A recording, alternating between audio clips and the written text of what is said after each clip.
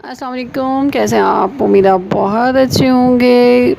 कच्चे आम की रेसिपीज़ बनाने का सिलसिला जारी है और इसी सिलसिले की आज आपको फ़ौरी और आसान अचार डालने का तरीका मैं आपके साथ शेयर करूंगी।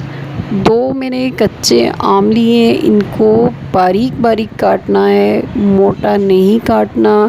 ख़ास तौर पे वो घर जिनके बच्चे होते हैं तो वो ये कचूमर टाइप का जो अचार होता है इनके लिए बेहतरीन रहता है। आम को धो लें, खुश्क कर लें, खुश्क करने के बाद आप इनको इस तरह बारीक बारीक काट लें।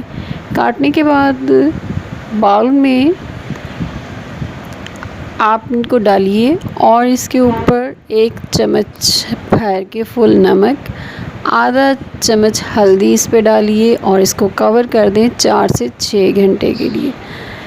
6 घंटे बाद ये मेरे पास इस तरह से है। मैं आपको मिक्स करके दिखाती हूँ कि इसका पानी नीचे आ चुका है। ये देखिए, ये थोड़े टाइम के लिए हम अचार बना रहे हैं। ताज़ा आम का अचार जो खाने में बहुत मज़ा देता है। छलनी ले लें, इसको स्ट्रेन कर लें ताकि पानी जो है फालतू वो निकल जाए। और जितनी देर में हम इसका मसाला तैयार करेंगे ये काफ़ी हद तक खुश्क हो चुकी होंगी। ये देखिए पानी है, इसमें थोड़ा सा तिरछा करके रख देते हैं।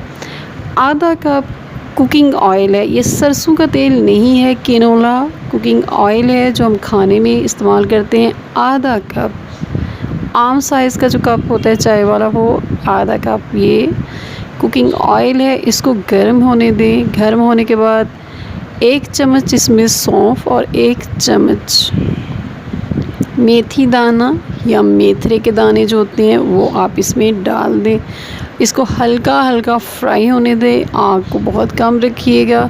आप इसमें कलौंजी 1 चाय का चम्मच वो मैंने डाल दिए, पहले नहीं डाली कि ये जल जानी थी। आप इसमें ये छलनी शुदा जो हमारे पास कच्चे आम के पीसेस हैं वो इसमें डाल दिए और इसको फ्राई करना है हल्का। ये बमुश्किल 10 मिनट में हमारा अचार तैयार हो जाएगा। याद रखिएगा कि जो लंबे अरसे के लिए अचार डाला जाता है वो डालते हैं हम बारिशें होने के बाद।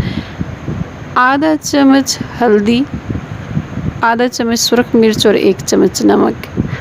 ये तकरीबन 5 मिनट बाद इसमें मैंने ऐड किया है और इसको 5 मिनट और पकाना है और हमारा अचार बहुत ही मज़े का फ़ौरी और आसान तरीके से तैयार हो जाएगा।